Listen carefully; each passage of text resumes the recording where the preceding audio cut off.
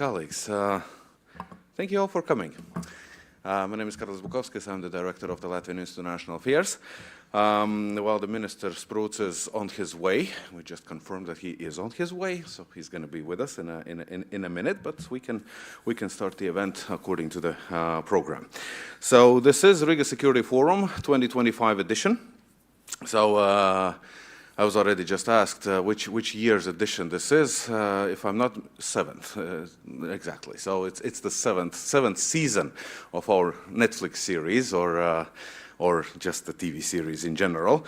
And we have the episodes already, many of them out, and today we are recording the final two episodes, which will be available also to those of you who are watching us already online for rewatch purposes, and those who are still planning on eventually watching them. Then on Christmas you're gonna have fun to see us like we are today.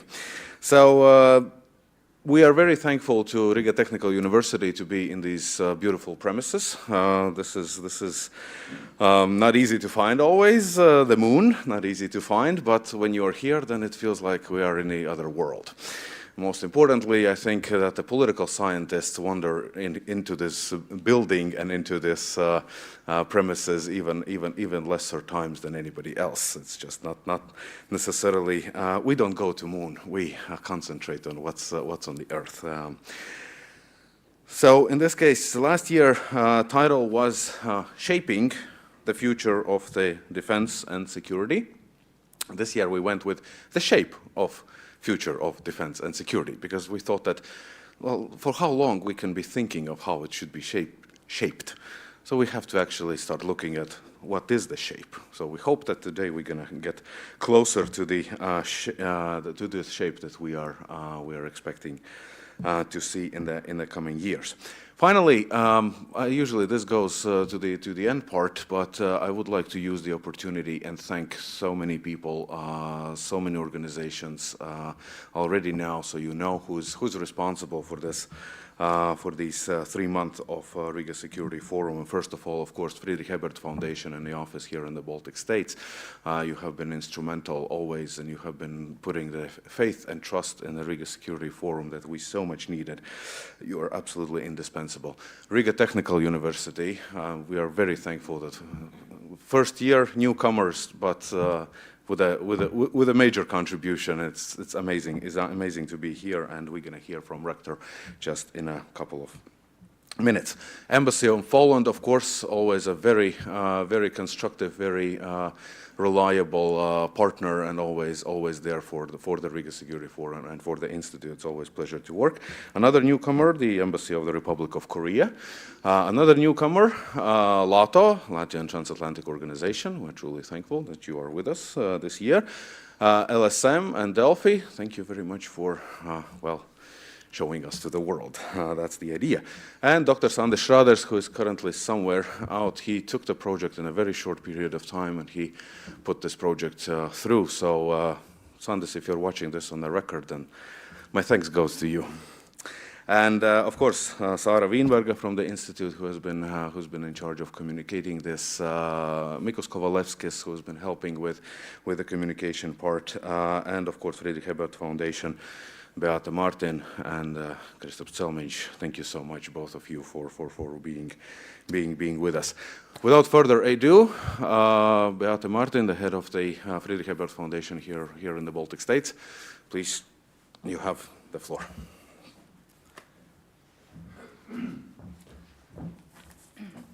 Yeah, thank you, Karlis, for the kind words. And welcome, good afternoon, everyone. I'm very happy to be with you here today. It has become just a nice tradition to have this Riga Security Forum, and it's the 7th edition, if I'm not mistaken. And the first one, as far as I know, in the Riga Technical University. So I'm very delighted to be here. It's very nicely Christmasly decorated, so this is wonderful, corresponding to the time. And I hope you're not too exhausted to attend still one another event, but for us it's the last major event this year, so welcome. I got a bit inspired. Thank you for explaining the title, the shape of the future in defense security. I got inspired by the venue where we are, and particularly the conference hall, the moon. So that reminded me of Mission to the Moon by Mariana Mazzucato. Maybe you've heard of her. I'm sure you know her.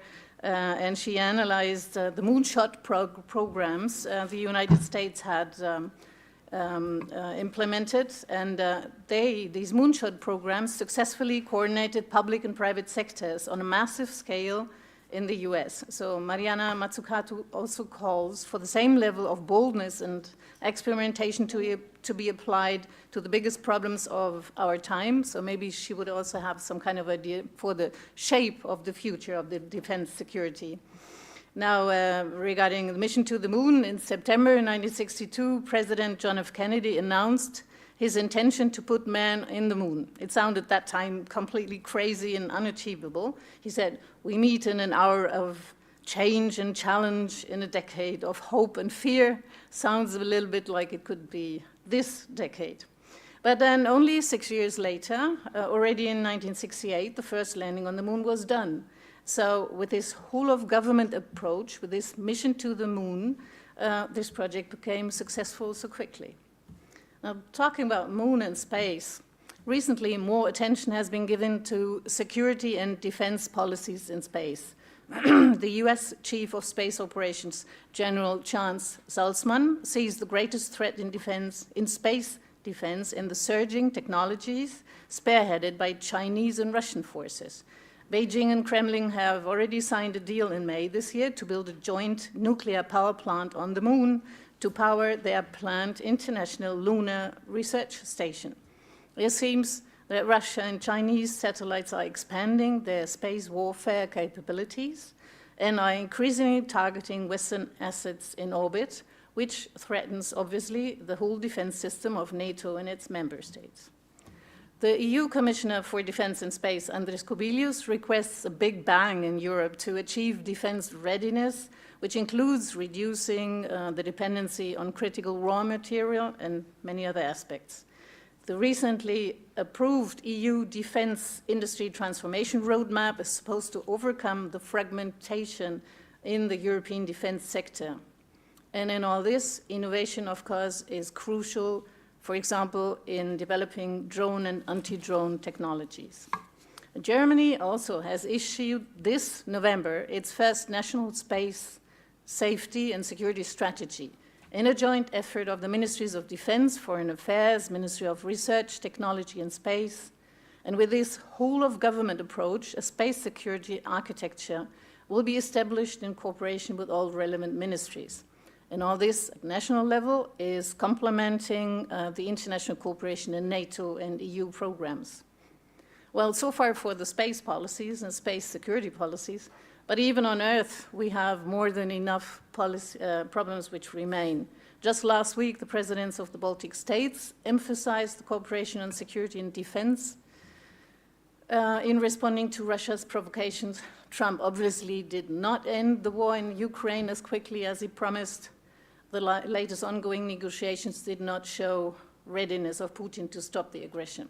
And also the new, just this weekend more or less, issued US national security strategy will give us a lot to think about, if not a lot of headaches. Now, with this, I would like to emphasize that the Rīgas Security Forum at the end of the year always offers a perfect moment to reflect about all these developments on security and defense situation in European and global level. And I'm very happy that already now the Defense Minister Andris Puds has arrived and is here with us. Then, of course, I hope you have had, or you will have, the opportunity to listen to the podcasts, which are there on the LIA website. And last but not least, I will thank the partners. Carlis has done that already in all details, so I'm just left with saying enjoy the event and have a wonderful and interesting time and discussions. Thank you.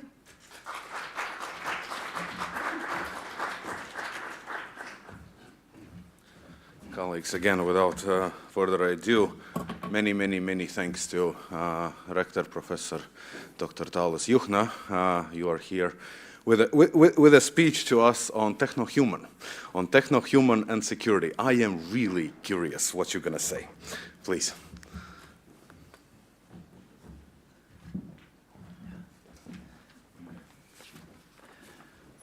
Thank you. First of all, there's been a lot of mentioning moon. Indeed, we are on the moon, but I'd like to just add, it's maybe hard to find, but I would like to remind what Kennedy said. It's not we are going to the moon because it's easy, but because it's hard. And I think this is also where we are standing right now in terms of our defense and how we as a society can improve our safety. So I'm really honored that we as a technical university have an opportunity to host this event this year. And I would like to address some of the issues which are related to role of technologies, obviously, since we are the Riga Technical University, in security and safety. But I would like to also mention that technologies, of course, is just a part of our defense system, and I'm honored that this forum also brings together engineering scientists and also social and political scientists. I think this is a unique opportunity for us as well. So I would like to start with the very simple statement that our history and human life have been full of uncertainties, ups and downs, and even in the beginning of 21st century, it started boldly, but with advent of Second World War, it made our life even worse. Then technological development always advanced and never stopped since the beginning of 20th century. It's continuing today with a higher pace. So the technologies are actually altering our society, how it operates. Just a little bit going back to the history, in the UK, the engines and railways replaced the cars and trails between Liverpool and Manchester in 1930. Such transformation has been very uncomfortable for the horse owners. But logistic advancement drove industrial revolution and manufacturing as well as open new paths to the new industries. In fact, it was been also very relevant for our university because we are established in 1862. And one of the reasons why Polytech, in those days it was called Polytech, was established actually was exactly to help support city growth with preparing new scientists and engineers mostly. So if you go back into 20th century beginning and you go to US, Henry Ford opened the first assembly line that cut the manufacturing time from 12 hours to 1 for one vehicle, which is in 1913. This innovation allowed for company to build cars and scale to the society level, which is providing more mobility to the families. And moreover, it allowed to offer 5-day workload to the industry employers and profit sharing, which is quite unique. Actually, I had a chance to be there, and it was the way how these cars were assembled was really amazing, because basically were assembled like a Lego, so you can almost everyone could put it together, and then after 5 years you get your car, which is, I think, is quite motivating. Hope we could do something like this now, right? So the economists actually predicted the insolvency for Ford Motor Company, but it never happened, actually. The opposite happened. Henry Ford reinforced the whole manufacturing industry and the cooperation among the latest days. So then we go to the Britain. The first televised broadcast happened between Britain and the United States in 1925. And so we were able to see the first human face pictures. A few decades ahead, in 1930 and 1970, television was reshaping economical and political future of Europe. Northerners traveled to holidays to South, colorful marketing campaigns from America infused European market, hippies and Protestants could share experience among police oppression from Prague Spring, for example. The first mobile call by Marty Cooper in New York took place in 1973. The same year, global oil crisis shocked the world, and in a decade since 1984, actually, around that period, the Motorola made the first mobile phone available for the global market.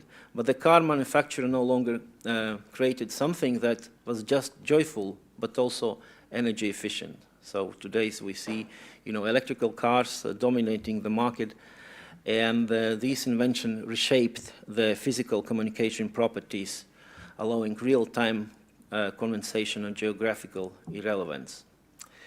On June 2007, I think many of you remember this, Steve Jobs released the first iPhone, a communication tool that allowed for not just calls, but SMS from small devices, but also it allows to utilize internet, an application of tailored individual needs. So this actually was a huge disruption for communication industry, which was, the first phones like Nokia entered the market, but nowadays everyone is using this device, which actually allows to, when you run, if you compare to the 1970s, something, the amount of data what we are processing is equal to the data which was actually used for moonshot. And of course, if you look at the future, that I think very important is just recent happening, what we experience today is of course artificial intelligence. So two innovators of United States and United Kingdom, Mustafa Sulaim with a DeepMind and Sam Altman with a ChatGPT have performed the processing information and technology outbreak, actually, creating artificial intelligence available to everyone, and it has been reshaping our today's, and it will shape also our future. So I think this is just a small kind of look into what happened in the past, but I think what is very important that with the rapid advancement of technologies and the accelerating process of information, we are entering the post-human world in such system that we actually create ourselves are increasingly deciding for us. Moreover, what once appears as a predominant non-military technology, it's now going into the military applications heavily. And the questions about human mind and its capacity for ethical, cognitive, and political adaptation is important. So what we see today is there's been a huge move also of these technologies into the military applications. All military structures will have close monitor development in the private sector. So there's a strong relationship between the private and the military sector right now. And that small states such Latvia must perceive innovation and scientific discovery as a mandatory component that can define outcome of conflicts and wars and offset the limits of constrained endowments. So the choice to take only that resides on the shelf of military communities has been accustomed to operate and might be luxury for only few powers. Now it falls into the masses. The small states, however, cannot simply afford approach and engage in procurement race and most advanced technologies, but also like technological advancement in past can use them as an economical advantage. So if by 1940 the was no need to large-scale investment to equip our army, then quality of soldiers defined outcome of contemporary wars. The First World War, the military requirements for infantry to be equipped with mostly universal, fundamental, simple tools like rifle, coat, and spade. The more importance was attached to the number of natural obstacles and territory gains. Now it's changed. If you look at the war in Ukraine, it suggests that soldiers must remain outstanding in their military capabilities by also embracing technological knowledge suitable for their battle missions. This year, together with the Ministry of Defense, we organized the drone summit, and I had the opportunity to talk to some of the Ukrainians, what they say is that they're able to deploy a technology within 6 weeks, which is amazing. I mean, if you think about the life cycle of technologies, this has never been like this, and this is something I think we can use as also we have to take into account as a scientist and the private sector, which of course this kind of crisis pushing us to develop technologies more rapidly. So just to conclude, I would like to emphasize the security side of our communities and our past experience given rather sound certainty. Science and innovation will shape outcome of the future. So therefore the universities, like our universities and other science universities, should be part of this cooperation and be part of defending our future. So to conclude, I'd like to express my sincere gratitude to the Fredrik Albert Stiftmunk for supporting this initiative, Latvian Institute of International Affairs and Latvian Transatlantic Organization for their close cooperation with Riga Technical University. We are really honored to have it, and of course organizing this event where we have an opportunity to hold it and make it interesting. Thank you, and have a good meeting.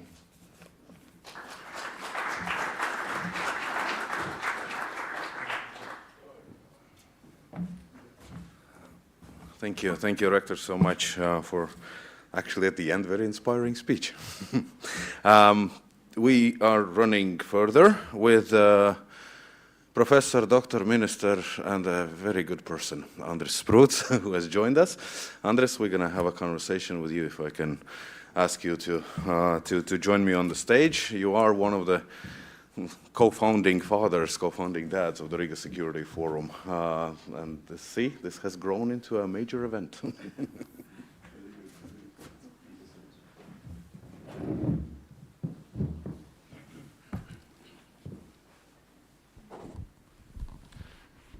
Okay, my first question, just a friendly question. How? Yes, I see. There's a lot of energy going on. So, how ready are we now for in our defense? So, my main and simple and human question is, when, as citizens of this country, will we be feeling safe? Do we feel already safe? What has been done in order for us to feel safe, and what you think is still, and not only think, what are you planning, and still things that need to be installed in order for the population of this country to feel safe living here? That's a question, I'm sorry, I get asked occasionally, even in grocery stores, so I'm now passing it on to you, sorry. Well, those questions are natural, those questions are expected, and certainly they have to be responded. But before that, dear Director, dear Kārlis, dear Honorary Director, Atis, dear Rector of the University, dear colleagues, of course it is a great pleasure to be part of the Rīgas Security Forum. And I see that the Security Forum is in safe hands. So the Security Forum is safe, and which is very good and important that the debate goes on.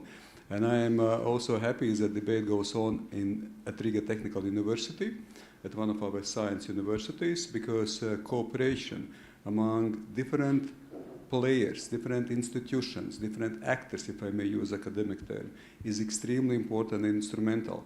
That's exactly also how we built our common security. So to respond to your question about being safe, actually we have to make safe steps on every level involving every actor, every individual in Latvia. It's not that just Ministry of Defense will be able to respond that we are safe. It's about all of us. It is comprehensive defense approach, what we do in Latvia, and here every individual, every contribution, every institution, every partner is absolutely indispensable. So to come back to straightforward already to your question, so my response would be we are safe. Why? Because we are actively involved and we are building together resilience. We are building resilience among society. We are informing society. We are involving our partners. Universities are important, indispensable. We are building together with our international partners as well, with our allies. And last but not least, of course, we are investing a lot in our own defense. We don't see at the moment the direct military threats, conventional military threats, but at the same time, what I always underline, we are not at war formally, but we are not at peace either. So that's why, yes, we are safe, but building safety, building security, it's ongoing process. You can never stop. You have to invest all the time. You have to do it in comprehensive way, and that's exactly what is being done. There is no absolute security. Also, we should remember that part, because we are encountering a number of challenges in a wide spectrum, starting from internal ones, but of course also the hybrid activities, cyber attacks, the weaponization of illegal migration, the informational space. So we are destined to deal with our security. We are destined to deal with insecurity challenges. But for the people, my first message would be we are safe, but it's an everyday task, everyday mission, what we have to fulfill to feel safe also tomorrow. Thank you. Thank you so much. This an interesting way how you put it, that we're destined to deal with security issues, and that's actually, I think, is a very unfortunate situation that we have come to this, but it wasn't our choosing in the first place. You were saying about the investing in our own defense, investing in partners, and one of the major projects has been the Baltic Baltic Defense Line.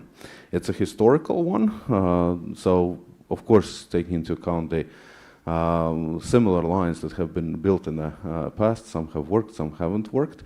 So my question is the practical implications of the Baltic Defense Line.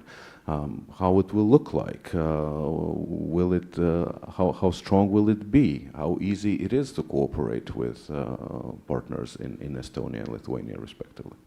It is. The Baltic Defense Line is very important, and we certainly prioritize protecting our border, protecting every inch, every centimeter of NATO territory, including Latvia's territory, but every NATO territory must be protected. So that's why this is a very clear signal, very clear example of what's being also done in terms of protecting our border from very first inch. At the same time, I have to put the Baltic Defense Line in a wider context, namely, when we say about the different capabilities, we don't say that just this one capability out of 26 will be only and decisive one. It's combined arms, it's combined capabilities, it's combined measures. So when we discuss our security, and again, the core, the crux, the essence of the issue is about the people feeling safe and secure. And that's why, of course, we must remember that there are a number of activities what we should do. So the Baltic Defense Line is an important one, but of course it is not the only one. But Baltic Defense Line, yes, was decided last year that we have to go together, 3 Baltic countries. We signed the Baltic Defense Line agreement here in Riga in 2024 in January, and starting from March, in the government, we adopted the plan, the counter mobility or border strengthening plan, and we systematically started to do with a number of activities. It is constructing the artificial obstacles and integrating them with natural obstacles, acquisition of mines, but not deploying. I always have to underline, not deploying those mines, preparing infrastructure also for the worst case scenario, and that's why also now we see the debate on railway sort of scenarios, what should be done and what we could do, but at the same time, actually in a wider sense, how we protect, how we make counter mobility efficient also in terms of the preparing infrastructure. This debate already has been from the very beginning. Now there is more specific dimension, more specific angle to it, but generally, of course, we are assessing different scenarios in different ways what we can do. It's also additionally obtaining the specific artillery systems, which can also protect it. It's also the places which will be shelters for the soldiers and also for the accumulating the ammunition and mines. So there are a number of activities which are part of Baltic Defense Line. We are coordinating those activities with our partners, with Lithuania and Estonia, and also now with Poland, the so-called Eastern Shield. They also realize how important it is. And recently, actually, Finland also is expressing its interest that they can be part of, let's say, wider five-country, the regional capability development, especially within European Union, because we have advocated and promoted our case within European Union that it is protecting not only NATO's external border, but also EU's external border, and that's why common approach, common financing is absolutely must, and it must be on the table in our further negotiations also within the context of multi-annual financial framework, the budget. So that's why, yes, so there is a political will, there is a military need, there is a financial allocation potentially, already now on national level, but also on European Union level. There is a coordination among the countries, and it means that this is a flagship issue which moves forward. And we've been quite, I would say, smart in the sense that we realized already that it should be done quickly some year ago, that we should move forward with Baltic Defense Line with protecting our external border. Thank you. I have a follow-up with this because now we have been dealing with the ground aspects. Now I want to go into space because protecting the inch. Should it be cubic inch? So in this case, going into space. But before that, colleagues, Minister has kindly agreed to also take a couple of questions from the audience. So if you think that I am throwing Minister softball questions, so you can start preparing your own. My I don't know. Cannot confirm, cannot deny. Drone coalition. That has been one of your personal flagship projects, and Latvia has been leading this together with the United Kingdom. And you already said that in case of the Baltic Defense Line, Finland is thinking of joining in. It's a EU level project. So what about the drone coalition? Why isn't that yet a full-fledged European Union project? And in this case, that would be the first part. And the second part is, well, we are kind of all excited about drones and drones delivering things and drones doing things. And so the question is, there's always somewhat a spillover effect from the military into civilian sector. So do you envisage some kind of the spillover into the technological spillover into the civilian sector in Latvia at some point as well? Well, I will start with the second part on the spillover. I think the spillover is just constant. So there is constant spillover from civilian drone capabilities and development into military, because let's face it, what we have right now as a military industry started in Latvia as a civil or civilian drone industry, and vice versa. Of course, what we see as a military development certainly will be usable, and that can be taken advantage of also in civilian life. So in terms of the agriculture, in terms of the border protection and other activities, so I think on transportation in general. So that's why this is, I think, an easy one, and sort of it both mutually interact and at specific moment in time some of the dimensions are pushing for another dimension. So now, of course, the emphasis on military, the innovation, military adjustment, military agility, but it always will be connected with also civilian, and also will be learning from civilian industry, and we are happy to learn from it. And here again, as a drone summit took place in Latvia, and as a distinguished rector expressed it, we were happy to cooperate with Riga Technical University because we see that this is exactly how it should be done. It's not just about industry, it's about innovative minds, it's about using all the potential, all the ecosystem to use all advantage, what we have accumulated in Latvia. And I always underline that most likely in Latvia we will not be building the fully equipped tanks, but we can build fully equipped and very smart and very innovative drone technologies, autonomous systems. So autonomous systems, this is our advantage, because this is not about heavy metal industry, if I may say so. It is first about our intellectual capabilities. It's about the institutional capabilities. It's about universities. So in here I see the strong potential. So that's why, coming back, and yes, I'm happy to underline, most likely a bit as a politician, that I am being called a drone minister, with all its challenges, but also with developments, what we've done together. The drone coalition, when I first time attended Rammstein format, back in 2023 in October, just when the government was formed, so I realized that, look, Latvia doesn't have a coalition, a capability coalition. Lithuanians have demining capability coalition, Estonians have, which one? Carlis, which one?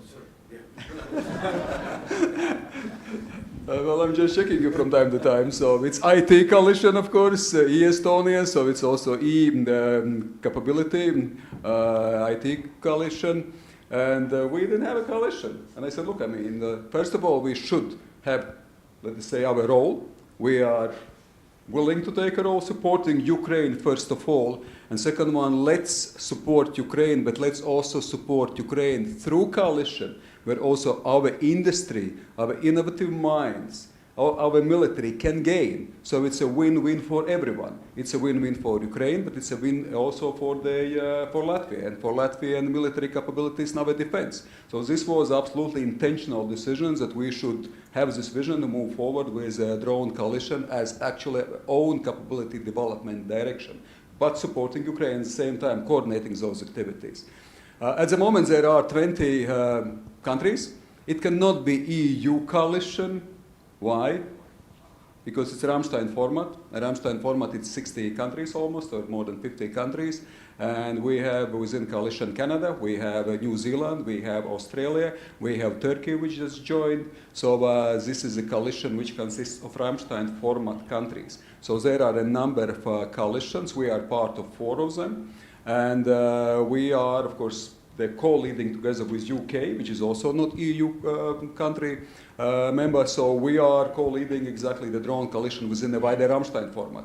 But at the same time, when capability development discussions started in the EU, we immediately identified that we will be the leading nation also in EU drone capability development. So there are Latvia, Netherlands, and Croatia. We are also in the EU capability leadership, in a leading role. So that's why we have taken the full spectrum, supporting Ukraine within EU, developing our own industry and armed forces in terms of drone army. So the drone initiative or drone development, of course, should take place on a wider of spectrum. So when they started, security is on involving everyone, and pretty much it's similar also within a drone direction or drone priority.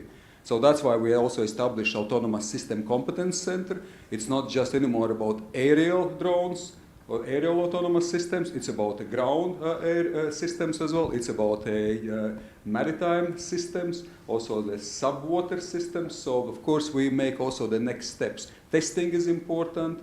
The adopting, absorbing within the armed forces. So of course, testing them in also in the Ukrainian battlefield and taking the best lessons from Ukraine. So this is of course a multiplicit task, if I may say so. And we are doing it. And I think at the moment we are, if not a step ahead, at least half a step ahead of some other nations, but you can never be complacent. It's always moving forward, it's always being dynamic, it's always being agile. And again, I once more look, that's why the universities, because that's how we can be agile, just having all our forces, all our intellectual capabilities, all our potential being accumulated and move towards exactly being us as a art of state, or state of art, to be more precise, the pioneers.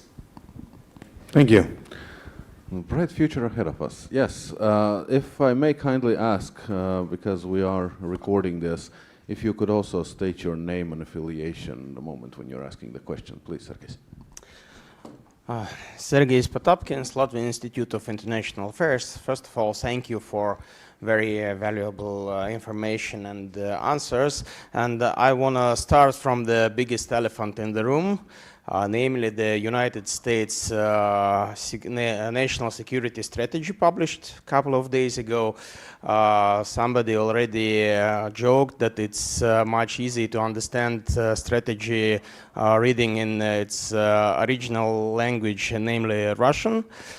So I want to divide my question in two parts. First, the first part and the first year of Trump presidency, how it influenced our defense capabilities. And the second, please comment the new security strategy. Will we feel and how will we feel influence from that? Thank you. Yeah, thank you. Of course, it is expected, anticipated, the question. I don't really see why it's an elephant in the room, and of course I would be very careful saying that this is written in some other language, because I believe it's written in a language by President Trump in many ways. I think there is nothing surprising in a strategy itself. It is a strategy which is focused, of course, also on providing very clear domestic signals. It is absolutely goes in the context of what President Trump has expressed starting from very first day of his presidency, America first. Of course, it is with strategic focus on protecting the mainland, but not only, it also envisaged and shows what are the priorities in terms of the international community. And of course, some of those international community directions may raise some questions for us. But I would not over-dramatize it. There is nothing sort of completely fundamentally new. We've seen it for a while. We've seen what are the major trends, and this is not actually the only Mr. or President Trump which has set those trends. Those trends to geo-pivoting to Asia has been already known for us from the Obama years, more than 10 years ago, and vice versa. So that's why I would not be here surprised, and I would not be over-dramatizing, and I don't see what are the reasons to sort of think that there is an element of some kind of international or foreign influence. But anyway, so coming back to what are the main points in many ways for us, what to draw conclusions, which are, of course, as I say, not concerning, but what we have to raise, what we have to address, what we have to deal with. It's on why the international aspect that the strategy clarifies very clearly that first priority is, of course, Western Hemisphere. Yes, we see that this is quite a traditional way of American thinking for centuries. Actually, the George Washington started with, Monroe Doctrine was it, and actually Monroe Doctrine is mentioned very clearly in a document, corollary of the Monroe Doctrine. Then the next one is Indo-Pacific, nothing surprising. The third one is priority is Europe. And last but not least is also the Middle East. Is it something surprising in this regard? I would say not really. On Europe, if we don't take out just one sentence on sort of strategic stability with Russia, what does it exactly mean? But some sort of the elements of it we've seen in the past that we have to negotiate. I think there is also the things which we can read through the President Trump's vision of the world, or generally what he has expressed, that he is a president of peace, that he put emphasis on interaction of nations, on sovereignty, that of course it is important that there is a fair burden sharing or burden shifting as well in this time. He says it very clearly, or the strategy says very clearly, that actually it wants to promote the confidence of Europe, that Europe must take more a role which actually it has been deprived of, which has been putting away itself. So I believe that fair burden sharing, European stepping up, is absolutely what must be done, what Latvia also supports, that Europeans must step up. So I don't see here some sort of the over-dramatic nuances or nuance which would be somehow for us over-dramatized. Yes, we should take into account that there are some general shifts, but Europe is being once more identified as a strong strategic partner. That Europe must become more confident and must invest, and actually indicating that, for instance, there is also the sentence on Germany, which is developing its factories in China with support of Russian gas. So he is also critical of some of the activities exactly which involves China and Russia. So you can read it from different perspectives. Actually, you can read from perspective Europe. Let's become stronger.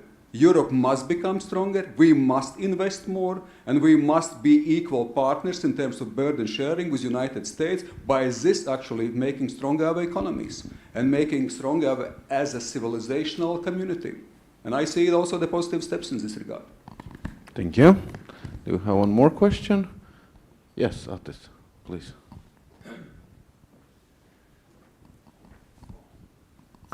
Is Europe stepping up? Is the renaissance of the European military industry a fact already, or is it only developing too slowly?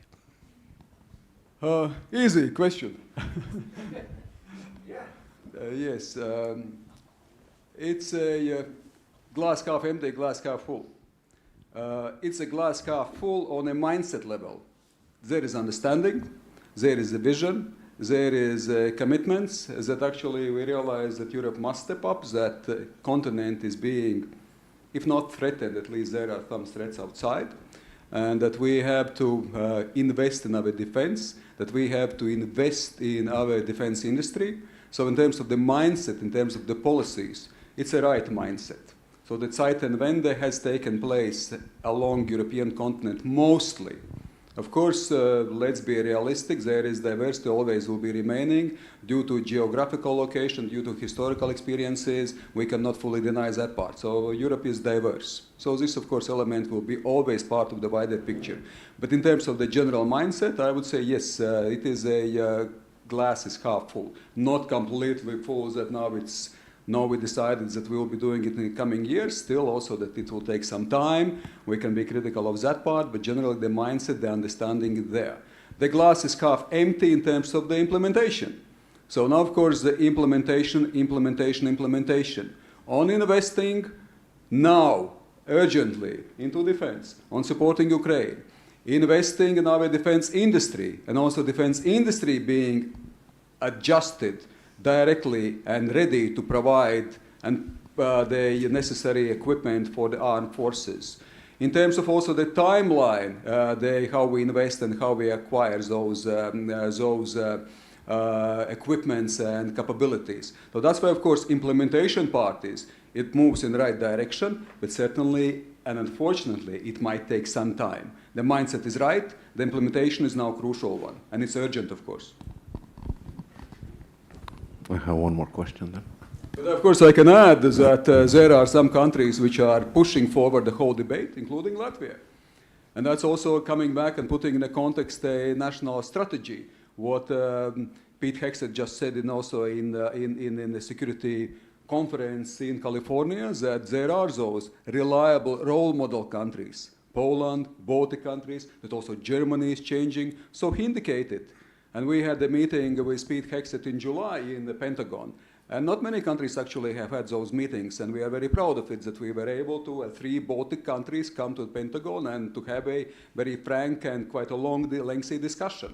And we received expressions of solidarity, unity, also that US presence, and actually also appreciation what Latvia, what the Baltic countries are doing in terms of being leading countries in showing how things should be done. Also for other European countries, because how we are doing it, other countries are pushed, are motivated, are encouraged also to follow. And that's why also, of course, for us, it is important to take a leading role, to do things quickly, because if we preach, It's also not just about walking the walk. It's also it's not just about talking the walk, but it's also about walking the walk. It's first of all about us ourselves, and we are doing it. But of course, so this is also what indicates that some other countries must follow, and we will be encouraging diplomatically, strategically, politely, that this is our common interest, that we are confident, as national strategy says it. We as Europeans are confident and are ready to deal with any aggressor countries which are in our neighborhood, in our proximity. Thank you, Minister. As you see, the questions are still whether are we feeling safe and secure or not, and thank you for your explanations and details on the situation and actually calming us down. So for your leadership and on the issue as well, because this is what has been somewhat missing in a security domain in this country and in the world probably this year. But still have one more question. We have 3 more minutes. We are on the moon. This is about technology. Gins. Okay, I'm going to ask mine, but you have to ask your very, very quickly, and Minister's going to have a total of 3 minutes to answer both of our questions. Mine is on artificial intelligence, on how future-oriented our defense policies are. I mean, from the point of view of technology, from the point of view of building the systems which will help us to deal with, and head of the Friedrich Ebert Foundation already mentioned the moon, the militarization of moon, militarization of space. So there's a question: are we thinking about those issues in a broader future-oriented, not futuristic, future-oriented terms already now, or we are seeing those as way too long distance?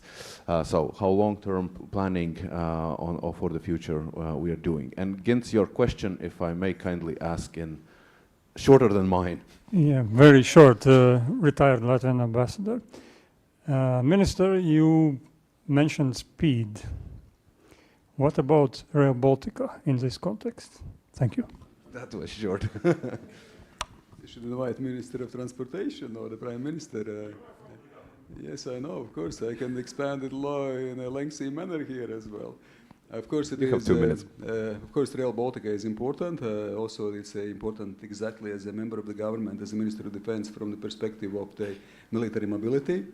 But we have some legacies at the moment. Exactly, the focus is to put rails as soon as possible, because the focus, unfortunately, has been on a big infrastructure objects, buildings without rails.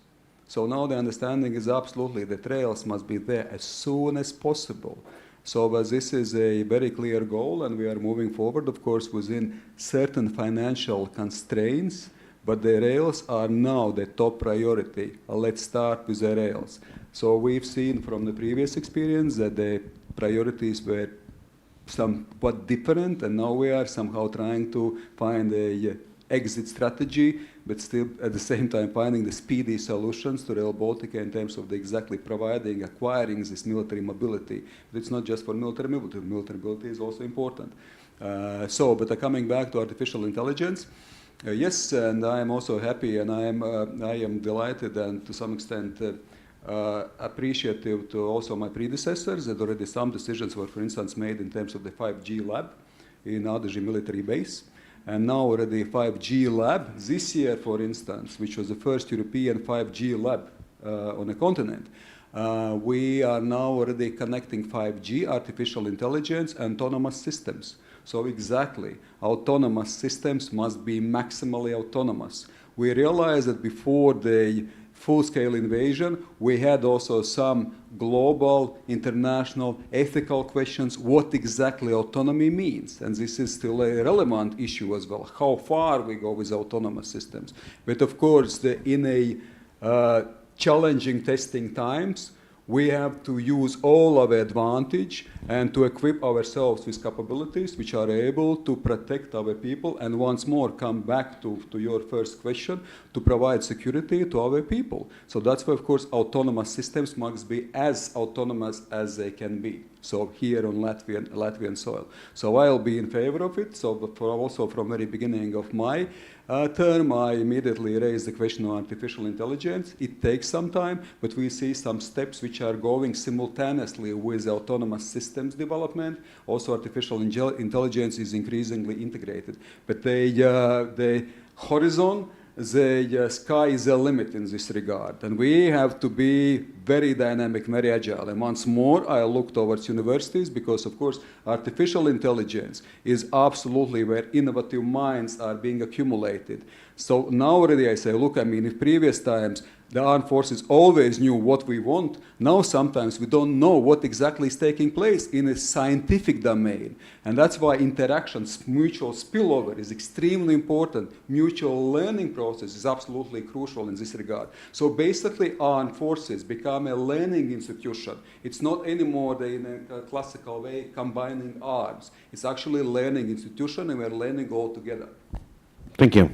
We're out of time for this part, but we still have 2 minutes. First of all, round of applause to the minister. We have one more thing which we need to do. We have the minister is here also to present some awards, some prizes. And there are 2 people that minister wanted to invite to the stage and provide with a gift. Ieva Ilves, the Cyber Eye, Kiberats founder and initiator at the Riga Technical University, and Rūta Pirta, Associate Professor Rūta Pirta, who is the project head of the Cyber Eye, or Kiberats. Please, the floor is yours.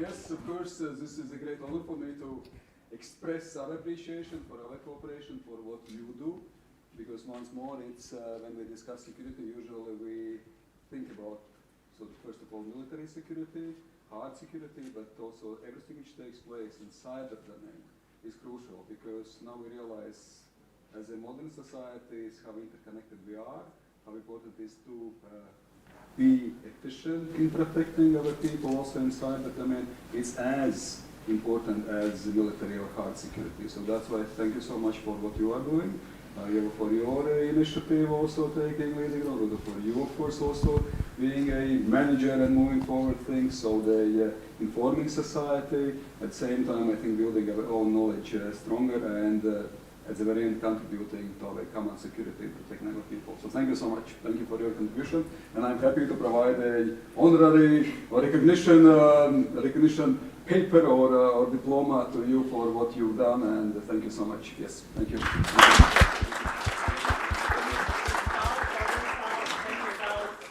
Let's make a common picture, please. Yes.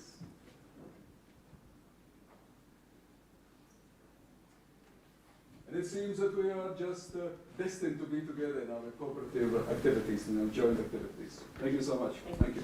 Thank you, colleagues. Thank you, Minister Spruits. We return here in 15 minutes.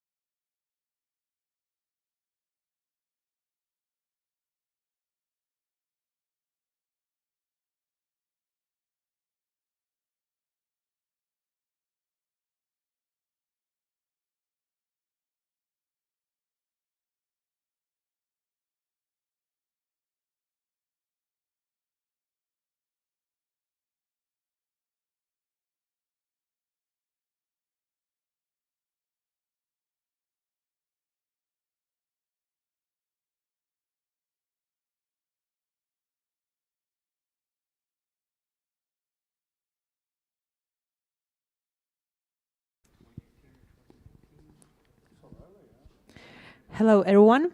I'm really pleased to be here at Riga Technical University for this event. And today I will be the moderator of this panel. It's always challenging. So for you, it was hard to decide between the coffee and us, right? And we wait for some minutes. And now it's even more challenging because now this panel and then lunch, you can imagine. So this panel holds you from the lunch. So we will try to do as energetic as possible together with my panelists. Our panel is built to win: sustainable, smart, innovative, and secure. So a lot of questions already in the title of the panel. Today with me are 4 great panelists, and they will have a lot to say about this topic. So Dr. Artis Pabriks, CEO, Miltech, head of Northern Europe Policy Center. Everyone knows already each other, right? Jānis Kalsbergs, chairman, Latvian Transatlantic Organization. Donata Kataliete, research Eastern European Studies Center of Lithuania. And Gavin Wild, non-resident fellow in the Technology International Fair programs at the Carnegie Endowment for International Peace. Whew. Thank you for this. Okay, let's start with the first question to Dr. Artis Pabriks. Is Latvian defense and innovation ecosystem maturing enough to provide for domestic security needs at the moment? Well, that's a long answer you can expect. Maturing enough. Look, if I am going back into history about 2012, I would say that our defense industry was almost non-existent. So we started at that time to invest in defense industry, to look what we could do and see this as an economic part of Latvian economy. Then came Russian invasion in Ukraine 2022. And even if in 2022 still there were just a few drones flying, Latvia already have been developing their own let's say, drone systems for a number of years. The only thing is I remember when I was the first time a minister, 2010, 2014, I was visiting this factory and they were kind of also complaining, oh, nobody buys from us and we are doing here something. And that was the famous UAV factory, which is now Edge Autonomy. And you know, Edge Autonomy, this is now a factory which is the largest one in the Baltics, which exports to 80 countries. And many ways, because of these first trailblazers, I would say that as far as the drones, Latvia is now, and I'm not exaggerating, Latvia is now the powerhouse of drones in the Baltics. We have a certain advantage because we started earlier. It doesn't mean that we will always be there, because, you know, it's like a referendum of identity. It has to be done every year, and we have to all the time look for competition. And another important aspect is here that if we speak about military drones or double-use systems, then we very much depend also on cooperation with the governments or with the national government, because as I frequently mention, military industry is not something where you can go on the market and sell like potatoes, bananas or something else, because it's simply different. It's not a free market for military industry, no matter about which country we speak. Okay. Secondly, if I have to speak now as a representative of Miltech, which is Latvian New Technologies, Drones and Robotics Association, we have been counting. If we are a new association, like 1.5 years approximately, we have around 40 members, and from these 14 members, approximately 19 are drone producers. And these are not all in Latvia, but most of them are known. So I would say 90% of known drone producers are in association. About 4 of them are seed drone producers or startups. Then we have 2 or 3 unmanned vehicles over the land, and the rest would be air, different type of air drones. So we have something to offer.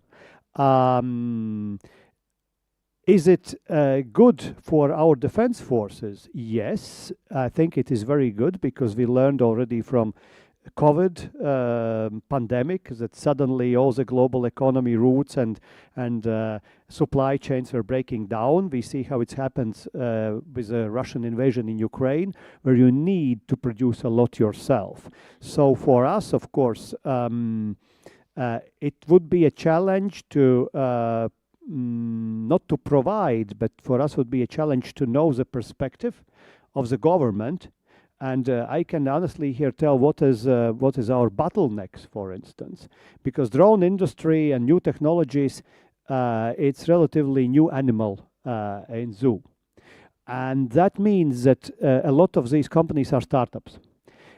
Startups not always can get, for instance, a good financial support, because banks and private finances, they are looking for benefit. It's normal, just like also drone producers. Now, if the startup doesn't have a deal with the government, then of course it's difficult to get financing for future developments, for future researches, and definitely here's the government, and I can look to that issue also like a former politician who has been on that side too. Of course, government is always under the strict rules, because once you give some money, you need a feedback, it must be well used, you cannot lose money. But then I would like to ask a question, you know, how many millions lost, for instance, Manhattan Project or somebody else before they developed a nuclear bomb? I mean, you cannot just tell, we give money, there is a success, there must be failure. There will be. You must be ready for this as a startup. Von Braun, you know, with V1, V2 in Nazi Germany. I mean, how many projects we did not have with tanks between the First and Second World War, which were just made a research, you had a prototype, and it failed. So it's normal. So for us, it's important. And we made a sociology also with our industrialists, and that there are 3 challenges for us to be stronger. The one is finances. The second is procurement, because it is needed, especially for startups and especially for these items which you produce first time, the prototypes, and of course the bureaucracy, what we all speak about, because they don't have time to deal with this. So my answer is yes, we can provide much more even than now. At this moment, we are on a growth, really going up, but how it will develop, it very much depends also on the government, on the country, and we cannot orientate only 2 more things. We cannot orientate only to the local market. We need to think about export, especially as a small country. In comparison to many European countries, we are on a better competition lane than many others, but again, it will not be for a long time. So these are initial thoughts on your question. Thanks. I will have one additional question about the private market, because innovation ecosystem, you can't rely only on several players. Private capital is extremely important for any startup. What is the situation at the moment in the Baltic states regarding that, if the private equity is enough active in this sense and invest in the startups in defense industry? Well, I think it is improving, because of course all our companies are looking also for possibilities to get some funding from European Union, to get into consortiums. Number of companies have been already successful. I think that inevitably there will be a necessity somehow to merge, for some companies to become larger, for some maybe to leave the market. And if we can do this together between all 3 Baltic states, or for instance Poland or Finland or some other countries which would be interested in our know-how, because we do have, I mean, we are competitive now in Latvia, then the money would come. I would say that we are still looking for the latest update how the government money for military industry will be decided upon.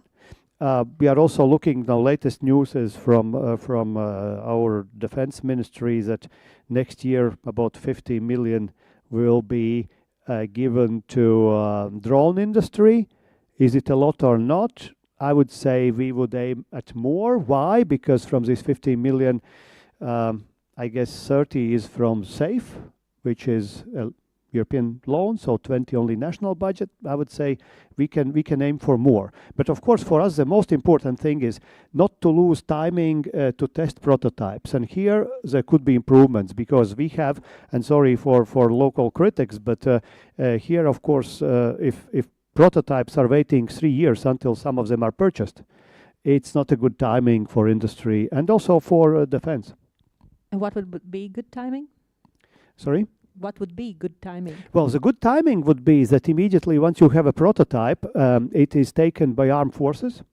It is paid at least partly, and it is broken down. It is tested in either in our polygons or in Ukraine, and then industry knows what they have to improve, and government and armed forces, they know what they need and what they don't need. So at this stage, you see, we are a small country. Our armed forces do not have hundreds of researchers and engineers who really understand the business. They're just few. And I think they would only benefit if they would work together with industry, because almost every our company has their counterparts also in Ukraine, which means in war. So that means if armed forces work together with industry, then know-how and development would happen even faster than now. Okay, thank you so much. So already good steps forward what we need to take to improve our innovation ecosystem. I will continue with Jānis Kalsbergs. So question about communication. How Russian communication and diplomacy affects European solidarity and European defense development as such? Answer in one word? Hopefully not. No. Okay. This is really a question about, I would say, information environment altogether. So just I don't want to be academic. Even we are sitting here in university. So, but factually we have 3 layers how information environment is built. So we have physical, natural, where we all sit here. We have virtual, where we do the stuff here, and we have cognitive. So, and not all of them are always connected. So, therefore, when we speak about Russia, our own understanding of the world we are sitting in, it is very diverse and different segments we live in. So, when we speak about Russians, again, we are on very different, I would say, agenda points or different centuries in some sense, because Russians, when we need to understand what they were already doing decades ago, and I usually say they never stopped doing it after collapse of Cold War, only we ignored it and they didn't have money, sufficient energy to push it in. So therefore they were attacking us all the time around. And when minister was just hour ago, shortly ago, speaking about no peace, no war, I would say it's normal answer, but I would try, Russians are at war. And not only them, I would argue that as well. We have other Asia powers which are looking at us as enemies. What is our answer to it? And I know the problem sitting on the government side, what we are going to do with the drones attacking us. So not really attacking as we have realized, but intruding on our airspace. That's only one example, For this we need to have different regulations. Basically, we should admit there is wartime. What happens in Ukraine? It's a wartime, there is collateral damage, there are destroyed buildings, killed people by attacking drones. Are we ready for this? So this is, therefore, my question intentionally. It's war. We should be admitting that we are at war, maybe specific war. What happens in information space? It's exactly the same, and for decades. Are we admitting it? Yes, we are kind of admitting.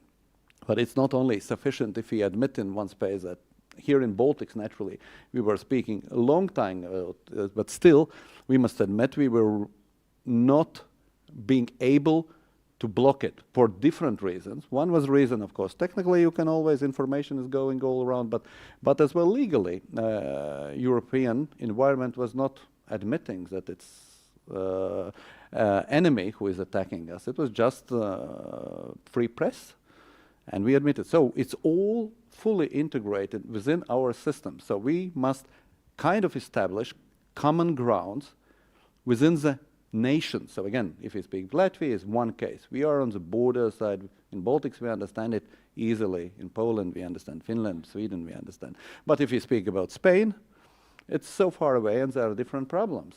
And how to get the common grounds within European Union actors, how to get within alliance and a wider sense. So this is a huge task, and Russians are using this in their own benefit because they know what they are doing. So where are we with this? Yes, of course, their full intention is to disrupt us.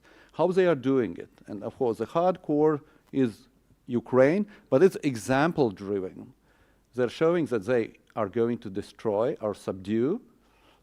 The best, of course, if we give up and let them do it without fighting.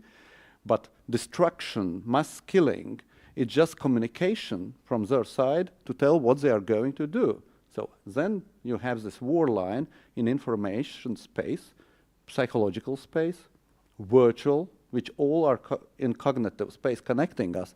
And then we are looking, there are people who look at, okay, it's threatening, and maybe, and you know, you have heard in the information space, you just check when people are saying, oh, so maybe let's try to build peace for it, and then so, then analyze where the information is coming. So this is massive attack, and our main problem from, I would say, the West in general, so there are better examples, there are worse examples, but overall, that we are on defense line.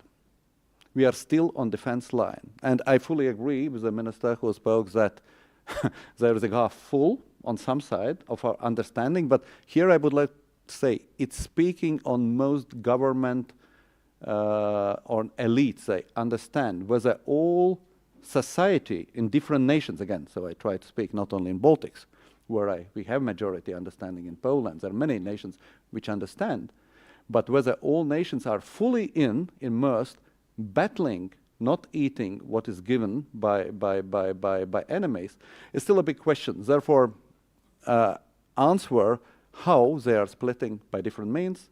The simplest one could be still corruption when you get through to money, which is based in our countries, having businesses. There is a big project, which luckily, due to Ukrainians, they are starting to fail. I would say on communication line, we are not sufficiently speaking on state of affairs of Russian economy.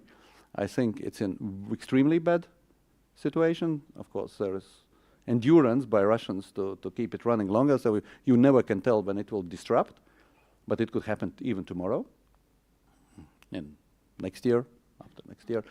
And that's, I believe, why they are so massively, aggressively currently pushing their peace agenda, so-called peace agenda, because they realize that their state of affairs is very, very weak situation.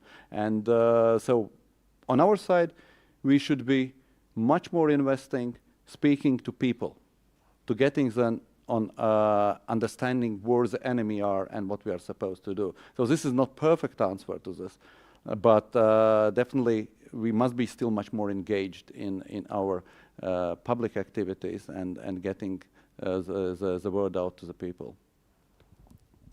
I will have one more clarification.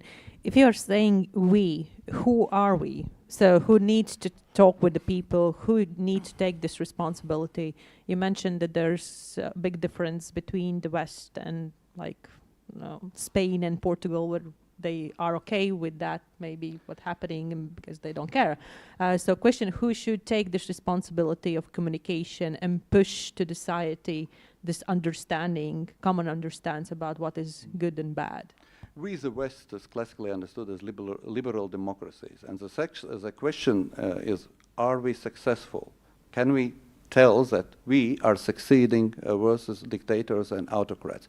We are really in liberal democracies, we the people. which are organized by political parties, non-governmental organizations. One reason I decided to join this part, being so many years in the government, and individuals, so we the people in the West, liberal democracies. And currently the narrative is really going that democracies are weak, people are only talking, nobody is doing, so we must finally do things. And there is a part of common sense critics about that we are not delivering products, what governments sometimes need to do. Just one example is immigration is really what's going out of hand. And it's not that we all know that West need for drone technologies. We know how much problem we face here in Latvia, but overall in Europe, missing a workforce. But at the same time, uncritically getting migration, it's just giving, this is one of the questions. There are many kind of questions which were not really openly discussed within societies, which brings to the crisis of trust in between us, meaning politician, individual, electorate. But there is, the problem is that there should not be a problem. This is kind of, we are acting. But we are just weak understanding that our successes. So those are we all sitting here, like the West. If we are, of course, different values, then that's question how we are speaking about values. At the end of the day, what they are attacking who we are. And then we, in one moment, we realize as individuals, that's really as individual, as a groups, who we are. Yeah, we need a strong leader. Maybe we need as well strong leader. So this is really our own internal discussion, but we are quite many. So definitely we have different democracy models, but we have Japanese, we have South Koreans. In the group we have quite many. So we must be continuing this part within our societies. And Americans. Oh, I forgot it, mention? Of course, Americans as well. Okay, but one last question on this. So if each of us is responsible about that, so if I meeting some Spain person from, I don't know, university, how I could engage this person to this conversation, understanding what I need to say that this person would be interested to be informed about what's happening. Each of us, we have similar set of problems, but we are not going to lecturing. What is discussion about? I believe we are sometimes starting to forget what is discussion in between people. And here again, probably repeating, which I have been speaking, what we had as well with this case in Latvia with the Istanbul Convention, missing discussion on this part, and informative discussion on the issue. And you should not going even to Spain to this, but they have their own problems. There was a deputy ambassador from Spain, in fact, here, but probably she left. But their migration problem. We need to speak about the problems which are real on each of our ground. And if we pretend, so telling about our problems and listening to other problems and finding the common, it's a sensible dialogue in between people. So therefore, if you are going just lecturing, Russians are bad, you bring, of course, examples why they are bad. And if other side don't listen, naturally there is a problem. There is no dialogue. It's such a simple thing. We are forgetting simple things, so probably going back to simple. And patience. I believe the patience, because when we look only to each other as only as competitor, in a civilized society, it's a problem. So I think we should go back to civilization, to rebuild civilization. Thank you. We will continue with Donata. So question is, how do Baltic states compare to each other in terms of defense readiness? Thank you. So I think we are now current in the situation where we can have a very good context for cooperation. We have a common enemy, we have United States drifting away, but still we are lacking a common defense vision, I think, because we have still different priorities in our defense planning. For example, for Lithuanians, we have, I think, still a pretty different mentality here, because for ordinary Lithuanian, we understand the threat perception and the threat like the one which is coming from the land. We always think that the Russians are coming from the land, not from the air or from the sea, but what we see now is this situation is changing, and so need to change our defense planning, because For example, for Lithuanians, what we need now is some clear base for defense to buy the things that we need and the things that we can use, not to buy something that looks like expensive and very nice to have, but then we are lacking the technical stuff to use that. And I think the best example here for us is the current situation in Lithuania, because now we are facing a very strong hybrid attack from Belarus with smuggling balloons. For 3 months already, we do not have our main airport in Lithuania operating, continuing to operate smooth. And I think the problem here is that we have defense budget in Lithuania, we have money for defense, but the defense spending not always equals the defense capabilities. And we can see that within the smuggling balloons crisis as well, because currently we do not have any equipment that could hit the drones away, or not only the drones, but the balloons with the smuggled cigarettes in Lithuanian airspace. And I think that is why we will need to cooperate with the Baltic states as well, and also to increase our defense planning at this point, because we also had a very sad, I will say, example in the summer when one of the drones from, I'm not sure I think it was from Belarus as well, but it interrupted our airspace, then the drone fell, and we did not have any systems in Lithuania to locate the drone. So our military personnel were asking the mushroom pickers in Lithuania, so if they find the drone in the forest, to call them up. So I think in the time when which we are living in, the situation kind of sad in terms of our preparedness, because if we do not have the systems to detect the drones and we are trusting the mushroom pickers, so I think that is where we have to boost up our cooperation and boost up our strength abilities for that.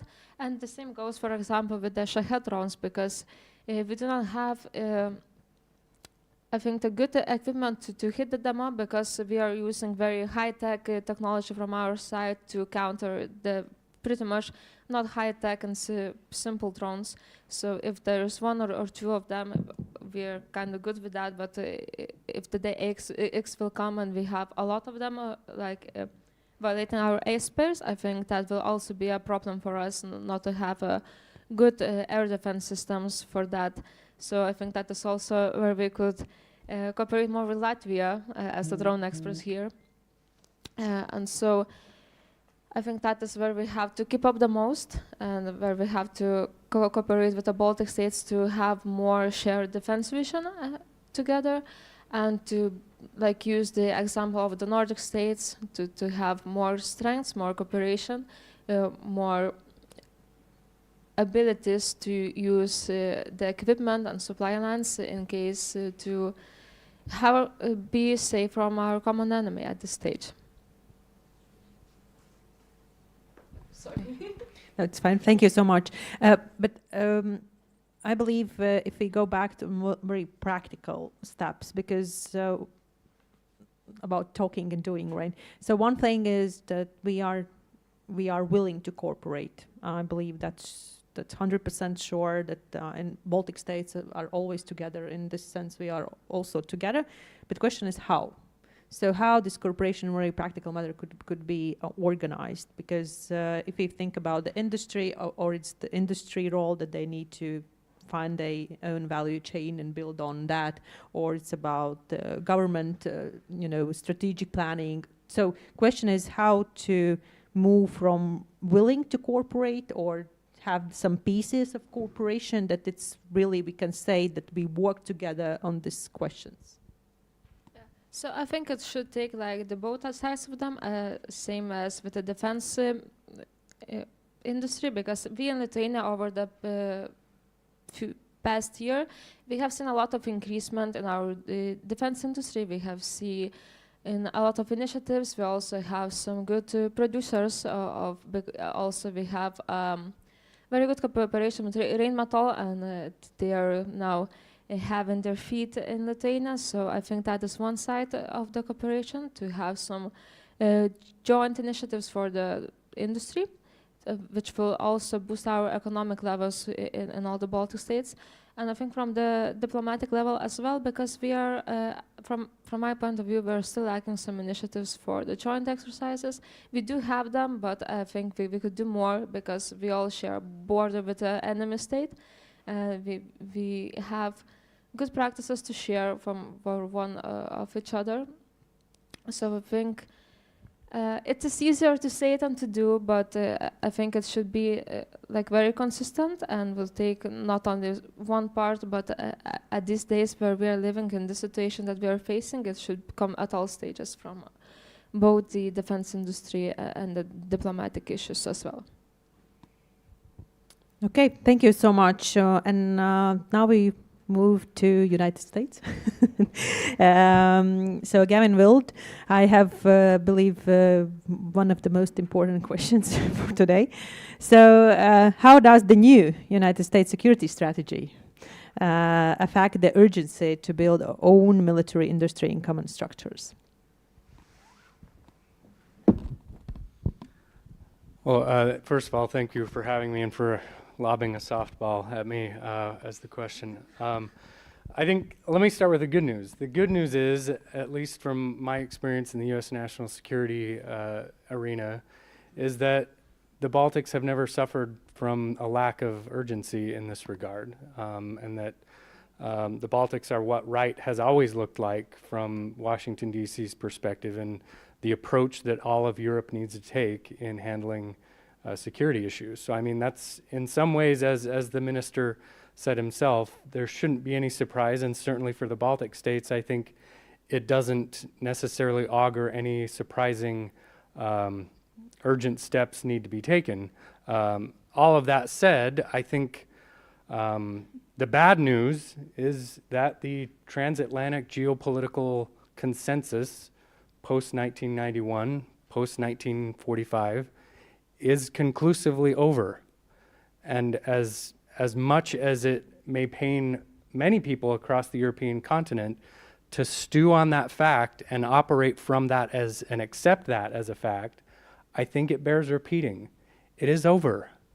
And if we did not catch that hint from what Robert Gates in 2009 intimated to a meeting of European defense ministers, under a deeply democratic administration, I will add, and reiterate again in 2009, and in 2011, excuse me, I think now it's certainly clear from the national security strategy of the United States in 2025, far more bluntly stated, one of the quotes is, "The days of the United States propping up the entire world order like Atlas are over."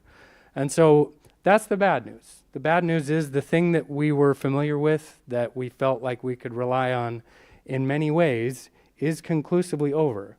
But if we start with acceptance of that fact, we can constructively move forward. And I think I would offer as well, my own coming of age in that national security arena was during the era of the Obama reset with Russia, during which we were told quite often from these corners of Europe that Moscow operates on a nostalgia for a bygone era and was seeking to reconstitute a mythical past. And we in 2025 now, in the European arena, can't afford to make that same mistake of living in that past era. So that's the bad news, right? But I think, again, the good news is, as has already been stated, the steps being taken in these three capitals are the steps that needed to be taken anyway. We have, defense spending is up, military partnerships, new brigades rotating in and out from the UK and Canadian and German and other partners have progressed. And so I don't think any of these capitals harbors any illusions about the realities that we're now facing.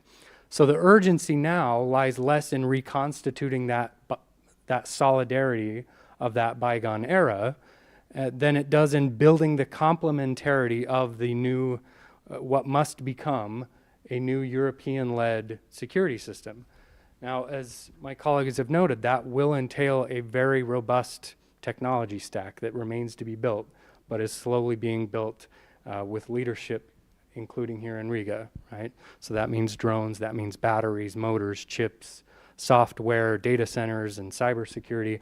All of those things go without question. And again, the good news is we know what needs to be done. But lest I become a heretic at RTU, and it's probably heretical for me to say as a fellow in the Technology and International Affairs program at Carnegie, I think sometimes we fetishize technology not only as an enabler, but sometimes as a replacement. And I, as a Russia thinker myself, go back to this idea that since 2008, the country to the east of us threw billions and billions and billions of dollars into technology to modernize. What it failed to do, however, was focus on personnel, on train and equip, on doctrine, on a mature officer corps, on intelligence gathering capabilities, on logistics, on leadership. Those elements that make success in a military theater that they simply assumed if we buy enough gadgets and toys, we won't have to worry about it as much. That strategy catastrophically failed Russia in achieving its military goals. And so again, drawing lessons from them that we ourselves cannot afford to make, we need to make sure that we don't assume that all of the automation, all of the connectivity, all of the computing power in the world will somehow matter if there isn't a more seamless military Schengen zone where we can move equipment and personnel more quickly across this continent. So I think, and certainly in terms of AI, one of the things I worry is that sometimes we start with the AI objective and map a military application to market it, rather than starting with a military objective that we seek to achieve and map that objective to the application that we're developing. And so I think particularly with regard to AI, we just need to be, we need more technology ethicists and, dare I say, more technology skeptics to say, yes, technology, but also yes, all of the other aspects of military readiness and capability that we have to have in order to stave off the adversary that we're facing. And so I think this also extends to procurement. I think there's great conversations, as we said, taking place about capital markets and debt structures within the European context. Those are crucial. But I think lastly, the urgency we also face is in distinguishing those multilateral tasks from what are purely national level tasks. And I think historically we've all of us in the NATO community been very good at kind of pushing onto NATO responsibilities for a lot of security threats and issues that are ultimately national responsibilities, whether those be law enforcement or surveillance or counterintelligence, that we need to all be better at internally ourselves before they can ever be truly tapped into and optimized for the benefit of the group. So whether that's Eastern Shield or the drone coalition, I think one of the ironies is that in 2011, when then Defense Secretary Robert Gates warned about the end of this geopolitical consensus approaching, he warned also that there would become kind of two camps within NATO, those that are capable and willing and those that aren't. In 2025, I would argue we have come to the point where we need to lean into that grouping, that we need not wait for full consensus, that subgroupings within NATO and the EU and the European arena can and should lean into their capability and not wait for any kind of, dare I say, permission or consensus in Brussels or elsewhere. So in terms of national priorities, I think recruitment and retention are underserved, underspoken about. That in order to reach the goals of 130 brigades of almost 5,000 soldiers each, which all the NATO defense ministers agreed to this past summer, national level discussions have to be taking place about how are we going to conscript that many soldiers. And those are uncomfortable conversations, but they have to happen if we're going to reach that goal. So I think I'll stop there and again, thanks for the softball question. Maybe somebody want to comment on this? I can try because I was also defense minister of this country when Gates was a defense minister. And I would say we have a huge problem because if we look to our transatlantic alliance and ongoing Russian invasion in Ukraine, then basically looking from Russian perspectives, they can see that transatlantic alliance and Europe itself is fragmentating and trembling. And even if they are losing a lot of people, and we can caution ourselves by telling that, you know, Russians are exhausted and etc., what they see the fear in our eyes, or at least in the eyes of some of our allies, and they see also that they are trembling, that we are trembling faster than they are doing. So that encourages them. And of course, it could be comforting to know that the Baltic states are doing the right stuff, and we do the right stuff, even if we could do it much faster. But if our allies are giving up of Ukraine, if our allies are seeing totalitarian Russia as a partner and Ukraine as somebody who is standing in between that partnership, then basically they endanger our security very tremendously. And obviously a lot of things what this national security document is telling about Europe is not so wrong. There are some things which are correct, like, you know, not offensive, but even a watch which is not working, it shows right time twice per day. So I would say that Europe is continuing to fragmentate, which is a bad news. I think that that what where you quoted Gates, this will happen to go on, that there will be willing countries and unwilling, capable and incapable.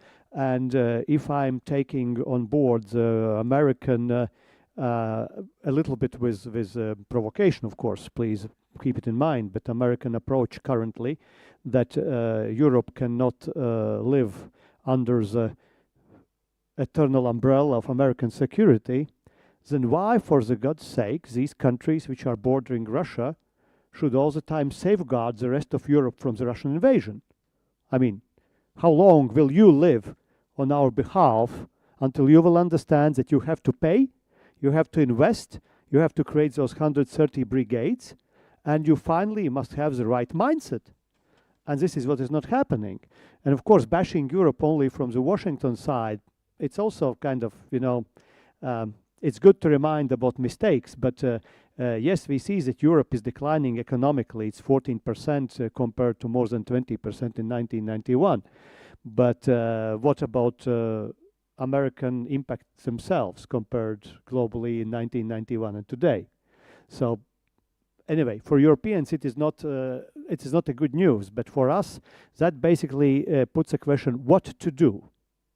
And I think the only question what to do is work as fast as possible in our continent with like-minded countries which see threat in the like-minded way. That's the only way, because we cannot get everybody on board. We cannot reform European Union for, like we would like to see. We cannot stop immigration just alone of us. So we have to pick up, and that basically means fragmentation more. That means loosening of transatlantic ties until there is no some kind of more friendly approach towards Ukraine in Washington, and that basically means that all what Putin wanted, he is getting, and he's not getting because he's successful. He's getting because we are making mistakes. I would like to object to you. I think you used wrongly the word fragmentation. That's what you meant if putting leadership together to bring agenda. And maybe I missed to say very clearly, if we don't have ambition and clear vision where we are going, that's the problem. That's basically the crux that we don't realize that we are a success story. We are fully on Russian narratives that we are losing. Contrarily, you just go, I remember 20 years ago on our streets, it was half empty of cars and we are a failed state. Now you have traffic jams all the time. There are more and more cars. We are such failing state. But we listen what Russians are doing. So what you meant, Artis, is leadership. There must be those who take on leadership.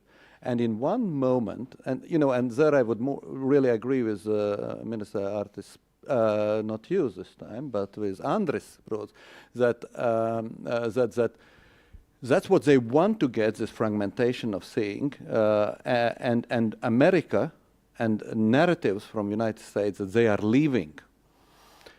There is part of truth, but in the moment, the truth as well is that America is weakening quite massively on global stage. And at that moment, then in the United States, they will realize that here in Europe we have strong actors, and that's on their own benefit to be together. It will change. The question is whether we here in Europe can take over the leadership. And when it's going to happen, but 27 as noted in a paper, or later, this is a different question, I think, but if there is a leadership, not fragmentation from this side, Russians want to fragment us. One more thing. Look, but for how long time Europeans will discuss the issues which are obvious? One thing is frozen Russian assets. They can still not make a decision. Secondly, visas. I mean, how could it happen that our Italian, Spanish and other friends, or French, doesn't matter, they are drinking wine and sunbathing in the beaches together with guys which in Donbass are killing Ukrainians and taking a holiday? This is a reality about visa. So leadership, of course, I mean, there's no leadership to make these decisions through. I think that's the point I would make with regard to statecraft, diplomacy, lobbying. I gather in European capitals there is a wealth of expertise and networks to shape, if not change, U.S. policy on certain issues, certainly with regard to Russia, certainly with regard to NATO. What I would argue is that that statecraft, that expertise, now needs to be reoriented towards the Spains, towards the Italys, towards the Parises, because that's where that change has to happen with regard to those policy issues. So there's 7 minutes to the lunch. And I will give you opportunity to audience ask the questions. I believe we can take 2 questions. If there will be no questions, so no lunch, you know, you understand the game. But there's already, I see the hands, so please. Yeah. Good afternoon. Sergejs Potapkins, Latvian Institute of International Affairs. Please allow me to break your transatlantic discourse and ask about China. So we are in a trap of dependence on China, and if you want to, you can find China in every issue we discussed today. Economy, defense, security, rare earths, etc., etc. So are we in a dead end? Because also in Europe and in NATO, we can't name China nor threat nor partner. It's kind of, we are trying to find some challenge or some competitor. So are we on a dead end, or you see any strategy how to get out from this situation? Thank you.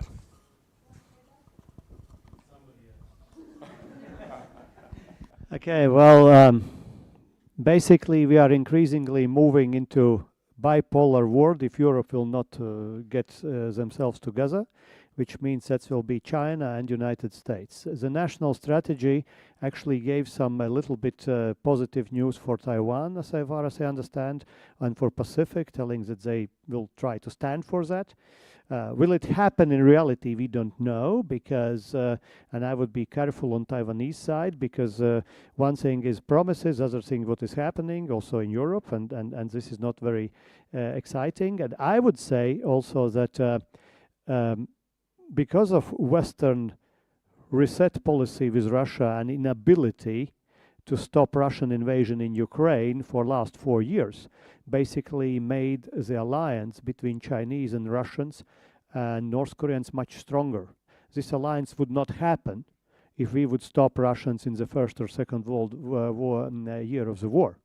So I would say that there will be more and more Europeans which will be now alienated by US, who will look, despite of all the odds, for some benefits also with China.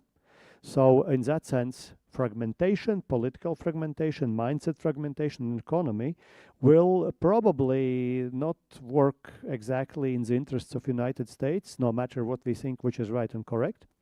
And I would say that for Europe, the largest problem here is that because of our over-regulation and our way how European Commission and European Union currently exists, it's actually downgrading our capabilities to compete with the United States and with China.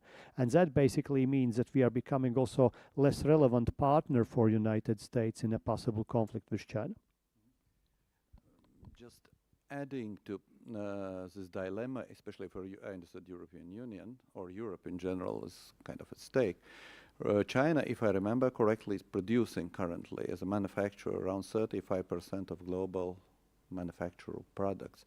So what all the rest we can guess what other Asia countries are producing. And I very well remember when COVID spells that even masks, which neither United States nor Europe can produce, so we should be looking to China. So our vulnerability is extremely high, and I could understand on an emotional level what the Trump administration is trying to push agenda on producing everything in-house, maybe for different reasons, but still the strategic independence is definitely missing part, missing link. The question, of course, how much, and here United States new strategy, which is kind of not approved by Congress, so it's only paper by, so I still will be looking how it develops, but definitely it indicates that those relations are not as good as we should have, because both of us and having other global partners, we could have safer network of production lines as well.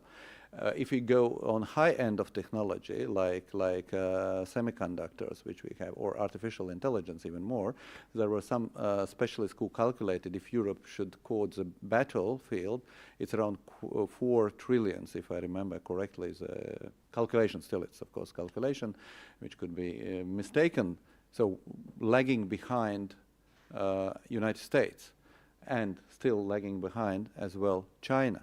So therefore, European question here is what are we doing? How much we are taking on our own as just production? I'm not going in as a global political and ideological stage, but as production line. So this is a big question, and here I would say is that United States should be seeing essence working together with those who are for so many basically centuries being partners and allies. Thank you. So one more question. Short one. Yes. Artis Lēņš, I want to say that don't be so pessimistic about Europe. Europe, in the end, does get its act together, and we can see it happening. Why do you mention Paris, by the way? Macron, he's doing the right thing. He's just introduced military conscription. Okay, voluntary, but that's a big step forward. So I would just point out there's one country that we're not concentrating on, and that's Germany. Germany is the main country in Europe. If Germany gets its act together, we know this from history, right? It's a good God. If Germany gets its act together, and Anders Proud said rightly that Zeitenwende is a fact. Germany has introduced military conscription, not obligatory, but it's there if the voluntary one doesn't work. If Germany gets the strongest army in Europe, even Spain and Italy will follow. Thank you. You agree? Well, Okay, that was a question. Well, Honorable Artis Lēņš, I wish you are correct. But as we know from the 15th century greatest writer Niccolo Machiavelli, the biggest problem of politicians is wishful thinking.